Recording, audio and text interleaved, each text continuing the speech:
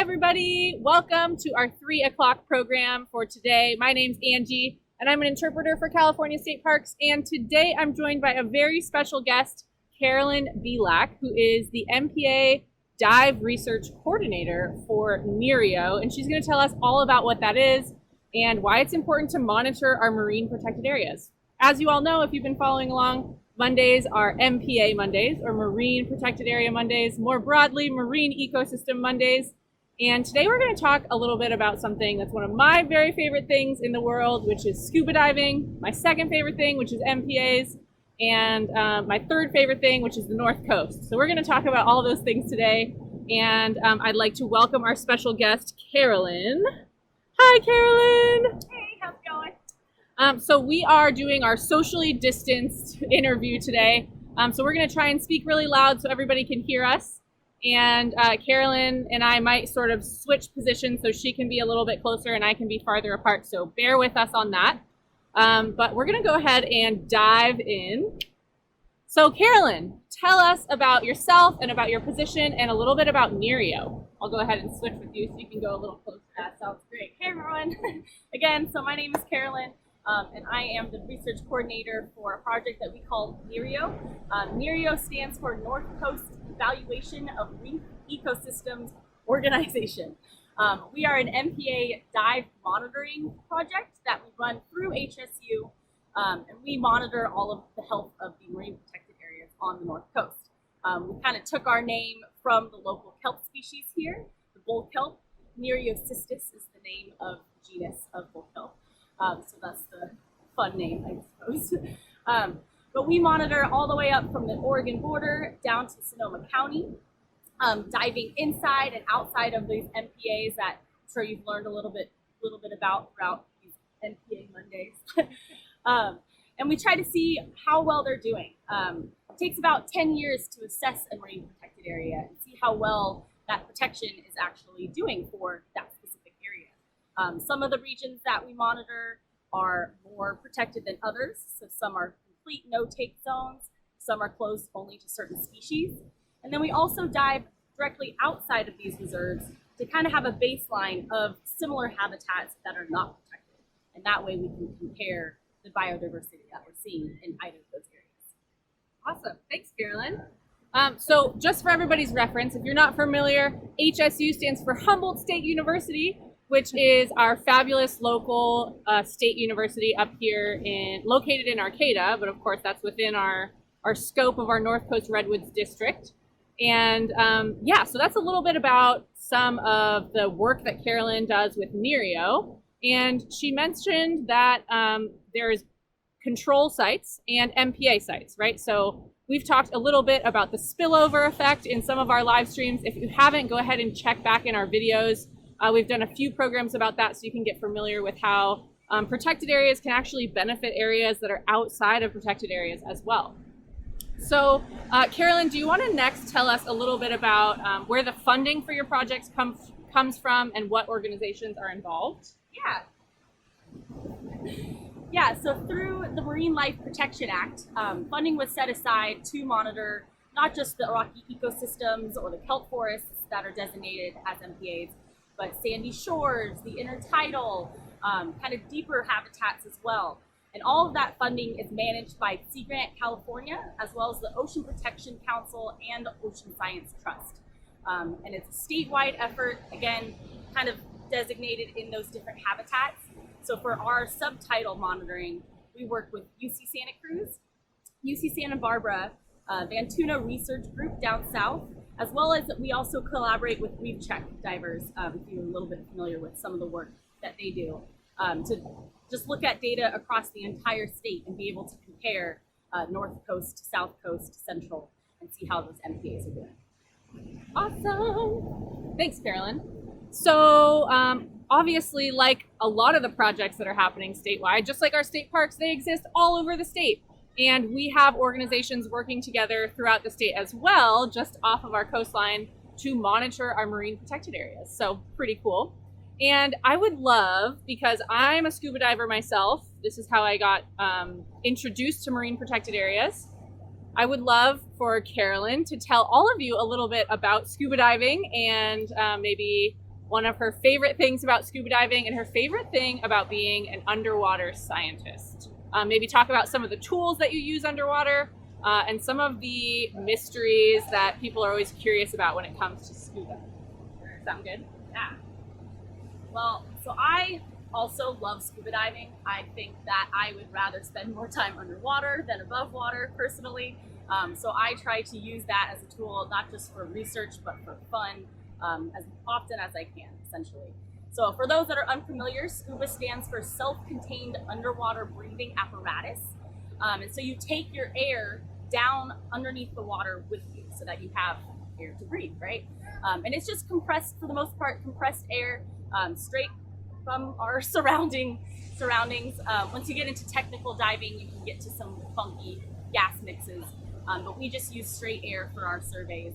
And for the most part, we're doing our science as biodiversity surveys inside the marine protected areas. So for most of our work, we're taking down transect tapes that are about 30 meters long, and we count basically all either inverts, algae, or fish on 1 meter on either side of that 30-meter long tape.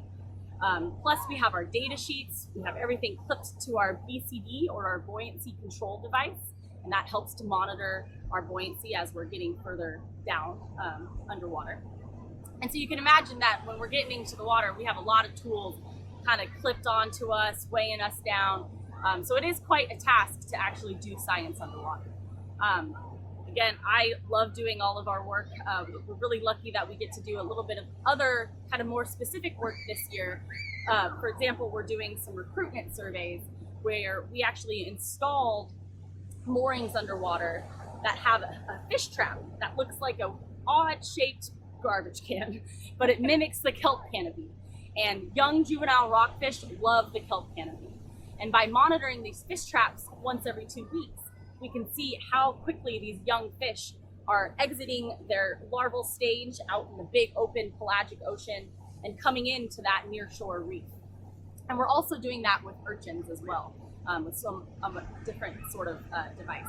So it's kind of cool to be able to use different sorts of tools, kind of as you get to be a better diver, get to be a better scientist with a larger breadth of experience. I personally love diving because I love seeing the different ecosystems depending on where you are.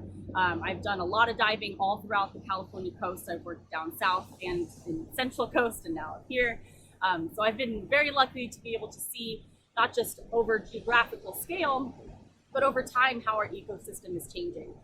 You can even see that just within, our 400, 500 kilometer coast that we monitor.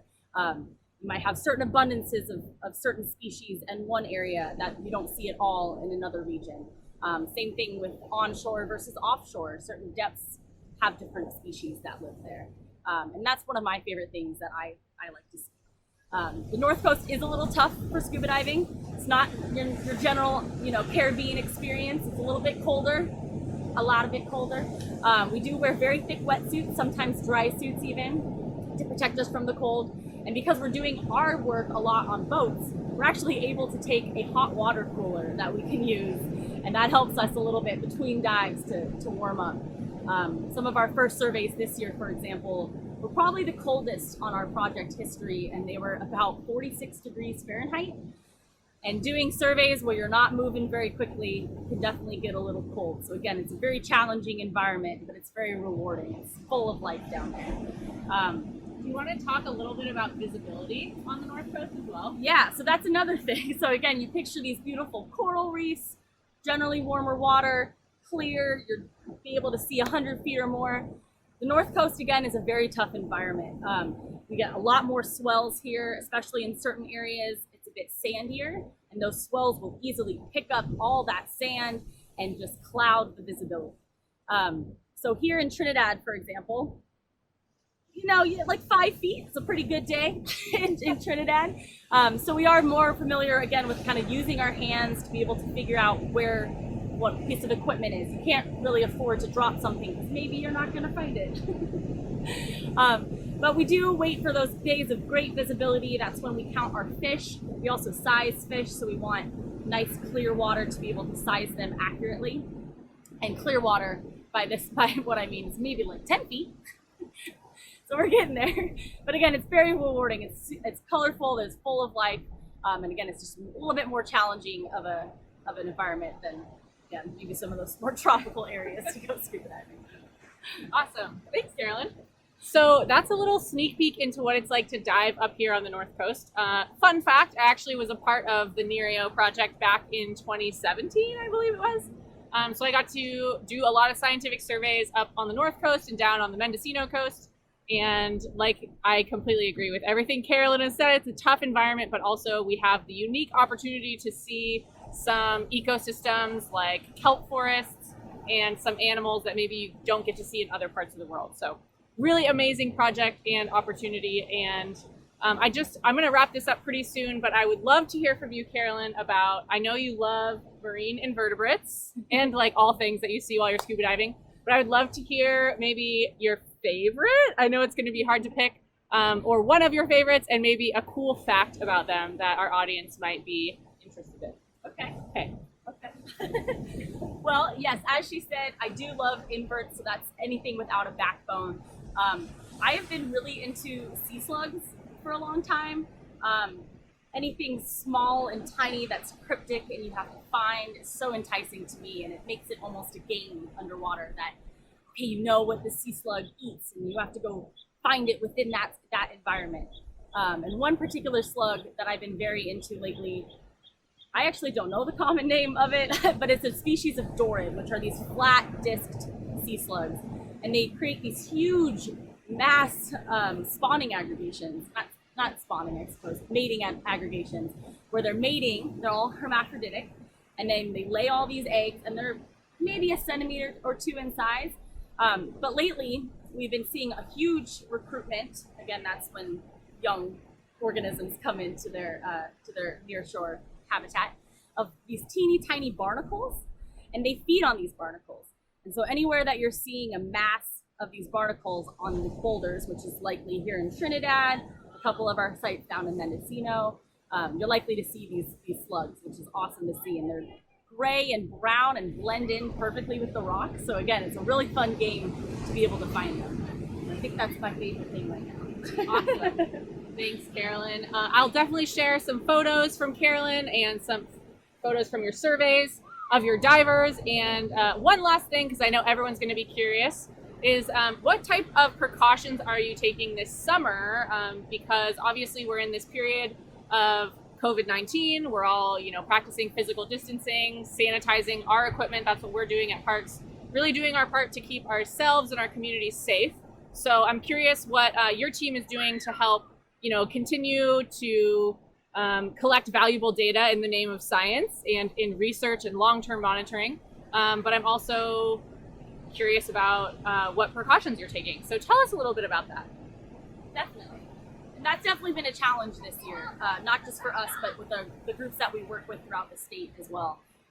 So for example, typically on our boat days, one of the boats we run out of is a 22-foot Boston whaler that HSU, Humboldt State, does own.